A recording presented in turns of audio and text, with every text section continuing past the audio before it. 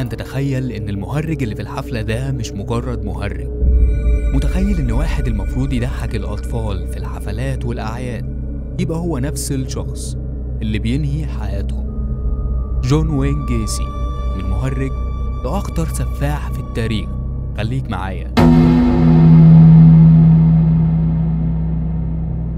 جون اتولد يوم 17 مارس 1942 في شيكاغو، إلينوي، وكان الابن الوحيد بين 3 أطفال. طفولته كانت صعبة جدا ومش زي أي طفل طبيعي. أبوه كان دايما بيضربه من غير أي سبب ودايما يحسسه إنه فاشل، بالرغم من إنه كان لسه طفل صغير، وده كله بسبب إن أبوه كان مدمن كحول. جون كان دايما بيسأل نفسه، ليه والدي بيعاملني بالطريقة دي؟ ليه دايما متعصب ومش بيحب وجودي؟ تخيل إنه بالرغم من ده كله جون كان بيحب أبوه جدا ومتعلق بيه، وكان اوقات ينزلوا الورشة في البيت عشان يحس إنه قريب منه، لكن أبوه كان بيزعق فيه ويقول له يطلع على طول، ما كانش حابب وجوده. والمشكلة كمان ما كانتش في أبوه بس، أمه كمان ما كانتش بتديله الحنان اللي طفل في سنه محتاجه. يعني لا أبوه رحيم بيه ولا أمه هونت عليه. لكن استنى، في حاجة كده هتخليك تعيد التفكير في كل ده. تخيل كده إنك طفل بريء وبتثق في كل اللي حواليك، وفجأة تكتشف إن أقرب شخص للعيلة، صاحب أبوه، يتحول لأسوأ كابوس في حياتك. صاحب أبوه ده كان دايما بيظهر كشخص مثالي، لكن في يوم من الأيام اتحول كل ده لما قرر يستغل براءة جون الصغير ويتحرش بيه. الموقف ده كان من ضمن سلسلة الأحداث اللي شكلت شخصية جون اللي العالم كله هيعرفها بعد كده. مش بس الضحية اللي اتأذى، لكن الشخص اللي قرر ينتقم من العالم بطريقة أبشع مما تتخيل. وفي فترة مراهقته جون بدأ يعاني من مشاكل صحية غريبة، زي إنه كان بيغمى عليه كتير ويدخل المستشفى. لكن أبوه كان فاكر إنه بيمثل ودايما يقول له إنه بيبالغ، وما كانش مصدق إن ابنه تعبان بجد. ومع كل اللي حصل في طفولته وفترة المراهقة كون شخصية مضطربة نفسيا، وفي نفس الفترة دي بدأ يكتشف ميوله الجنسية وإنه منجذب للشباب أكتر من البنات. كل اللي عدى على جون في سن صغير كان زي بركان جواه مستني اللحظة اللي ينفجر فيها، واللي حصل بعد كده كان أبشع مما أي حد ممكن يتخيله. بعد سنين من الأسوأ اللي شافها في بيت أهله، جون قرر إنه لازم يشق طريقه بنفسه ويبعد عن كل الضغوط دي. وهو عنده 20 سنة خد قرار إنه يسيب البيت ويسافر للاس فيجاس. في الوقت ده ما كانش عنده أي خبرة في أي حاجة، بس كان عنده حاجة واحدة شاغلة دماغه، إنه يثبت لأبوه إنه بقى حاجة وإنه يستحق الاحترام اللي عمره ما خده منه. أول شغل ليه كان غريب جدا، اشتغل كعامل نظافة في مشرحة. تخيل كده إن أول خبرة ليك في حياتك تكون مع الجثث والموتى. مشهد مرعب لأي حد، بس بالنسبة لجون دي كانت البداية العالم كله أسود في أسود.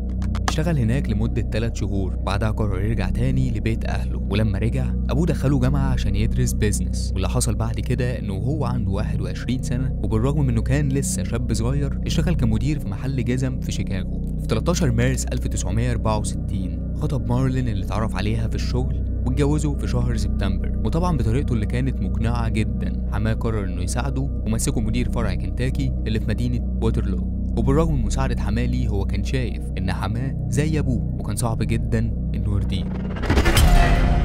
في أغسطس 1967 جون كان رايح يشتري حاجة من سوبر ماركت قريب من بيته، وهو راجع قابل طفل على الطريق كان محتاج حد يوصله. جون اللي الناس كلها كانت شايفاه محبوب وجدع قرر يساعده، أو ده اللي بان في الأول. جون خد الطفل معاه البيت، وهناك جون اتحول لحاجة أبشع بكتير. شرب الطفل كحول وطلب منه حاجات جنسية صعب نتكلم عنها.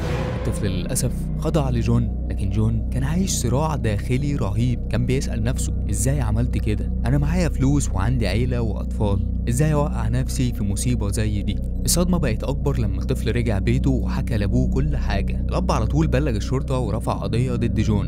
لما الشرطة قبضت عليه المدينة كلها اتقلبت. الناس ما كانوش مصدقين، ده جون وين جيسي، الراجل اللي الكل بيحبه. حتى مراته وقتها ما قدرتش تصدق انه ممكن يعمل حاجة بالبشاعة دي. لكن القضاء كان ليه كلمة تانية، اتحكم على جون بالسجن 10 سنين. ومع الصدمة دي مراته قررت انها لازم تطلب الطلاق، خصوصا لما والدها هددها انه هياخد منها الاطفال لو كملت مع جون. بعد أول سنة لجون في السجن والده اتوفى. الخبر جاله بعد وفاة والده ودفنه كمان. جون وهو في السجن كان بيقول لنفسه إن لسه في فرصة يخلي العلاقة بينه وبين والده أحسن، ولكن وفاة والده غيرت حاجات كتير جدا في ملامح شخصيته.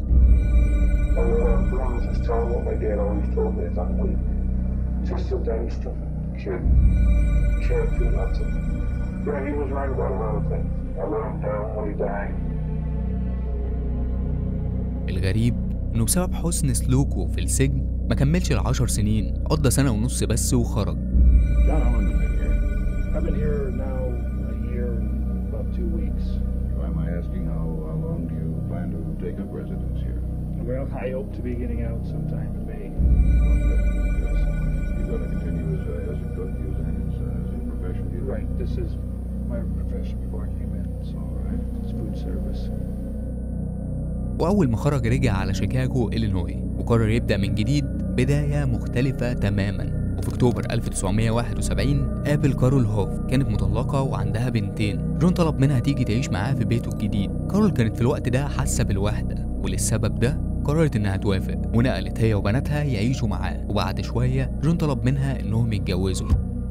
وفي 3 يناير 1972 كانت البداية، الليلة اللي تحول فيها جون وين جيسي من مجرد راجل عادي لقاتل بدون رحمة. تيموثي ماكوي وقتها كان عنده 16 سنة، كان موجود في محطة للباص اسمها جراي هاوند، وكان لسه جاي جديد في شيكاغو. وفجأة ظهر جون قال له تعالى اركب معايا هفرجك على جمال المدينة وهاخدك عندي على البيت ترتاح، بعدها هرجعك تاني. تيموثي ومن غير أي تفكير وافق على طول. وصل لبيت جون، وهناك جون شربه كحول وفرجه على أفلام ما ينفعش تتشاف. ولما تيموثي تعب وطلب ينام، جون قال له مفيش مشكلة، الأوضة دي ليك، ولما تصحى هرجعك تاني لمحطة الباص. جون دخل أوضته ونام، وهو نايم سمع صوت حد داخل عليه الأوضة، ولقى تيموثي ماسك سكينة عند باب الأوضة بتاعته. حاول إنه يهجم على جون، ولكن الطبيعي إن جون كان أقوى منه، واللي حصل بعدها إنه فضل يطعنه كذا طعنة في منطقة الصدر. جون فضل قاعد بعد اللي حصل مش عارف يعمل إيه، يكلم الشرطة يطلب مساعدة ولا يخبي كل ده. فضل يفكر ولقى إن الموضوع ده ممكن يأثر على شخصيته ما بين الناس. وبعد تفكير طويل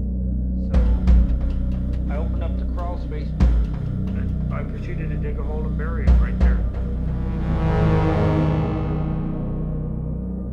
بس خليني أسألك، إزاي ولد عنده 16 سنة لسه واصل مدينة جديدة وما يعرفش حد يقرر يهاجم واحد أكبر منه بكتير بسكينة؟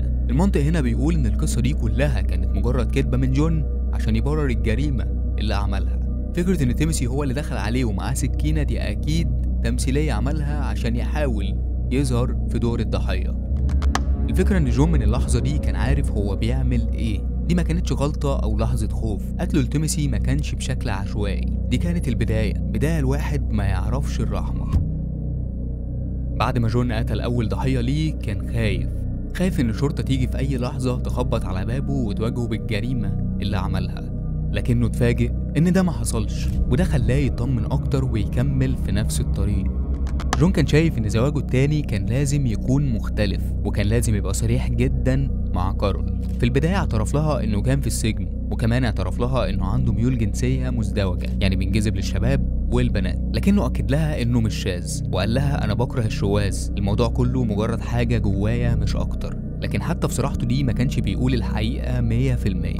كارول ما كانتش تعرف اي حاجة عن الجريمة اللي ارتكبها. في يوم 1 يوليو 1972 اتجوز كارول، لكن هل كان الزواج ده مبني على حب حقيقي؟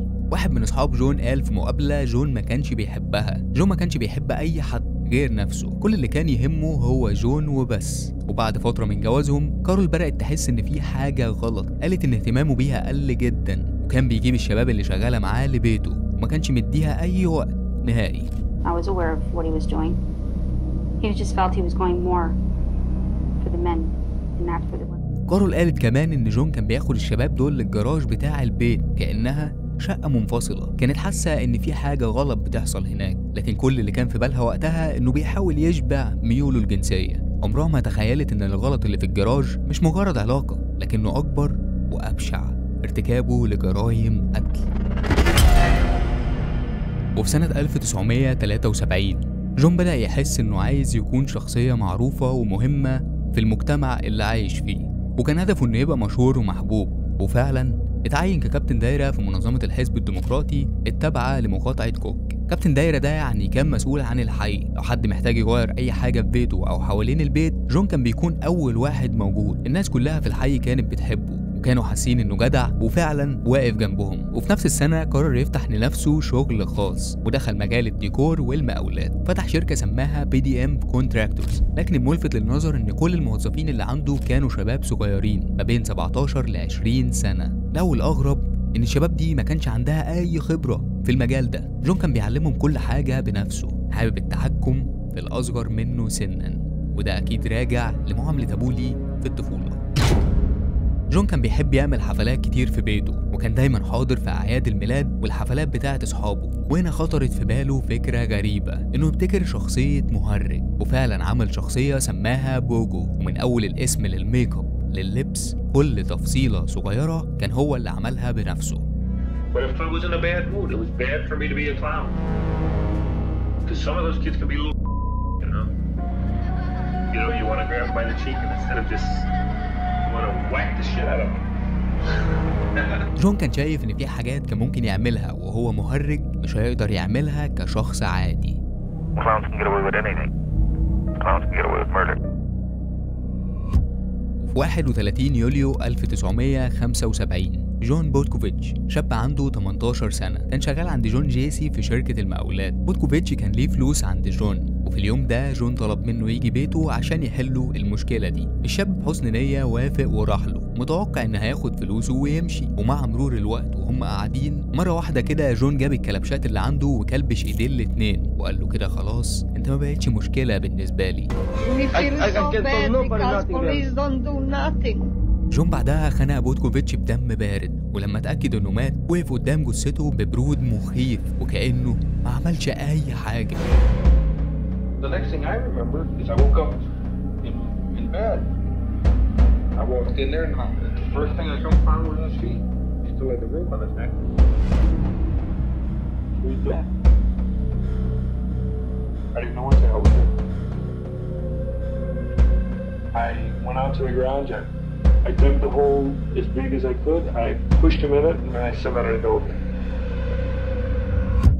العلاقة ما بين جون وكارول كانت بتتدهور يوم بعد يوم، وفي يوم من شهر أكتوبر 1975 كارول اكتشفت حاجة مخيفة. لقت مجلات إباحية رجالي وصور شخصية لشباب مش عارفة مين دول أصلا ولا شافتهم قبل كده. واجهته وقالت له إيه ده يا جون؟ مين دول وإيه المجلات دي؟ جون رد عليها ببرود دي حاجات ملهاش لازمة، اقفلي الموضوع ده. لكن كارول ما كانتش قادرة تستحمل أكتر من كده. وفي نفس الشهر وبعد خناقة كبيرة كارول قالت له إنها طالبة الطلاق، وجون بمنتهى الهدوء وافق كأنه كان مستني اللحظة دي بفارغ الصبر.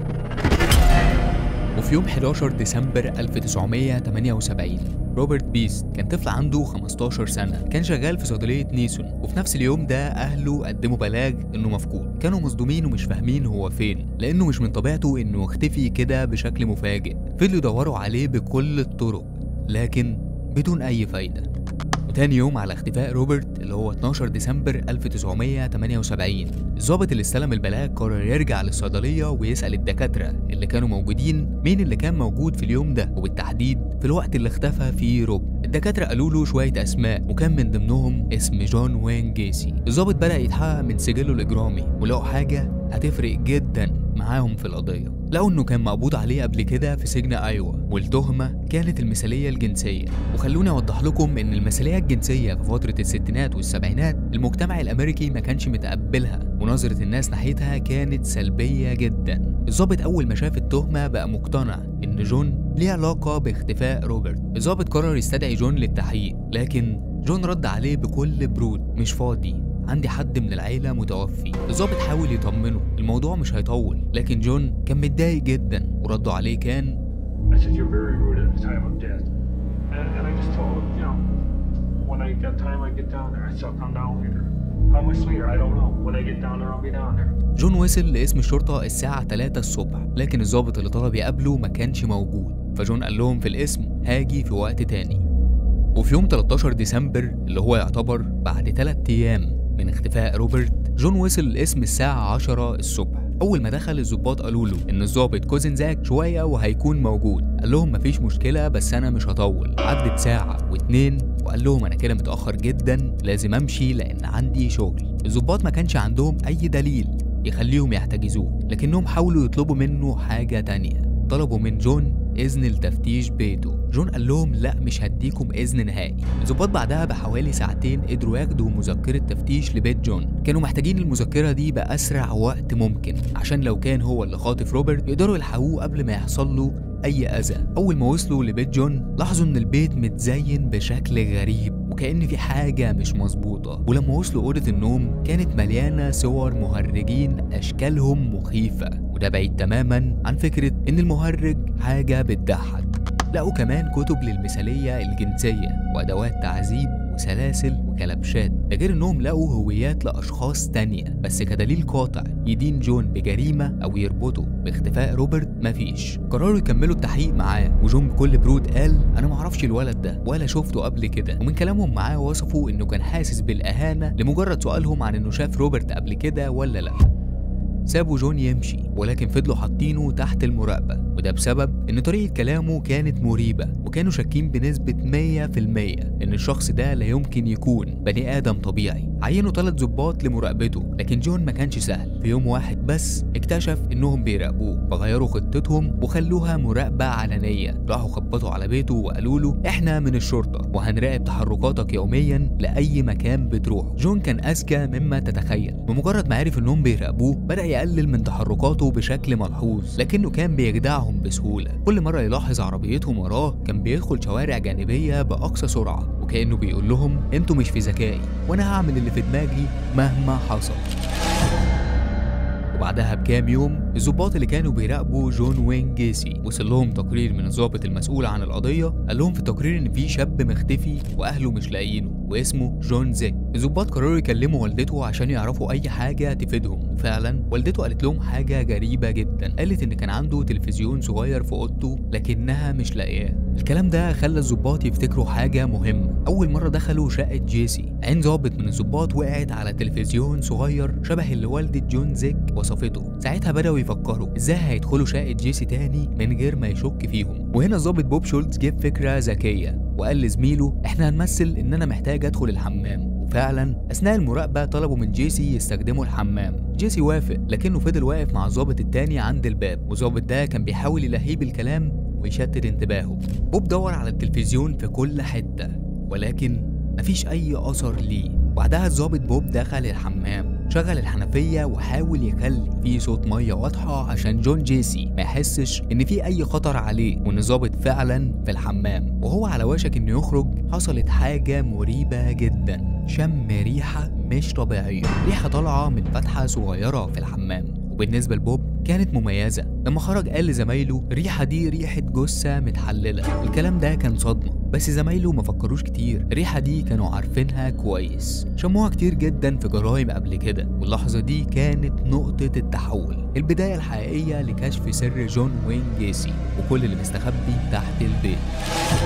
وبعد اليوم ده الضباط كانوا متأكدين ان في حاجة غلط في بيت جون وين جيسي. ما استنوش كتير وطلبوا مذكرة تفتيش للمرة التانية. وفي يوم 21 ديسمبر من نفس السنة وصلوا لبيت جون، وكانوا على أمل إنهم يلاقوا أي حاجة تدينه. كانوا عايزين يعرفوا الحقيقة، هل روبرت موجود لسه وحي ولا ميت؟ في بيت جون في حاجة كده اسمها كرول سبيس، ودي بتكون زي مساحة فاضية تحت البيت. ضابط نزل فيها وكان عنده أمل كبير جدا إنه يلاقي أي دليل يدين بيه جون. ضابط فضل يدور يمين وشمال ووصل لحتة كده كانت فيها طين كتير ومية. حاول يقرب عليها بالكشاف ولاحظ حاجة غريبة جدا، ديدان صغيرة بتتحرك حوالين الطين. استغرب جدا وسأل نفسه worms, fresh dirt. What are these worms eating? وبعدها الضابط جاب مجرفة وفضل يحفر عشان يشوف ايه تحت الديدان دي، واللي لقاه كان صدمة. لقى عظمة كتف، واللي جه في دماغه وقتها ان خلاص كده قدروا انهم يدينوا جون، وكان مبسوط جدا. قال لباقي الضباط اللي كانوا معاه وسألوه هل ده روبرت ولا لا؟ قال لهم الاكيد انه مش روبرت، لان روبرت مختفي بقاله فترة قليلة، ودي على الاغلب جثة لشخص تاني، لأن الجثة كانت متحللة بشكل أكبر. وده معناه إن اللي تحت الأرض مش مجرد ضحية واحدة، ده في كابوس كامل مستنيهم. بعدها على طول كذا ضابط نزل معاه وفضلوا يحفروا في زوايا مختلفة، واللي لقوه كان مرعب جدا. تخيل ضباط لقوا جثة ورا التانية ورا التالتة، وما كانوش فاهمين إزاي كل ده يحصل من الشخص ده.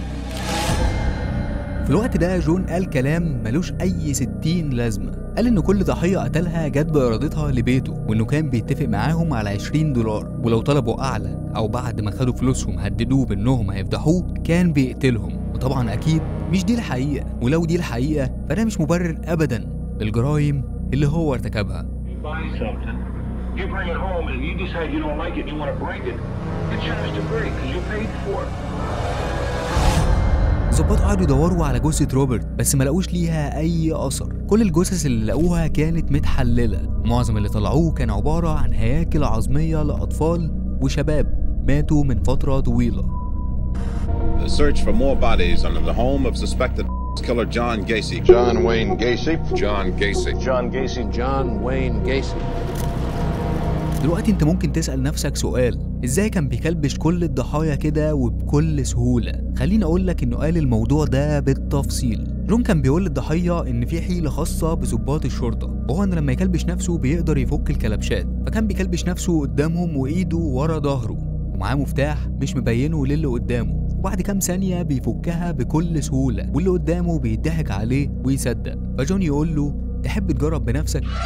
وللأسف أغلب الضحايا عشان سنهم صغير فما كانش بيعترض على حاجة زي دي، وكان بيوافق على طول من غير أي تفكير. في اللحظة اللي جون بيكلبشهم فيها هنا الرعب بيبتدي، الضحكة بتبتدي تختفي من وش جون والهرب مستحيل. اللعبة خلصت وجون كسب. وفي 9 أبريل 1979 جثة روبرت بيست ظهرت طافية على نهر إلينوي. المنظر كان مرعب، الجثة كانت في حالة تحلل صعبة لكن ملامحها كانت لسه واضحة عشان تكشف الكابوس اللي بقاله شهور مستخبي. وفي يوم 10 مايو 1994 اللحظة اللي الكابوس انتهى فيها للأبد تم إعدام جون وين جيسي بالحقنة المميتة. السؤال هنا بقى، إعدام جون أنهى حياته، لكن هل تفتكر إنه أنهى الرعب اللي سببه ولا في كوابيس زي دي لسه بتتكرر؟ Hey, I can this for you. I killed 33 times. You're only gonna kill me once. Casey, I outsmarted him again.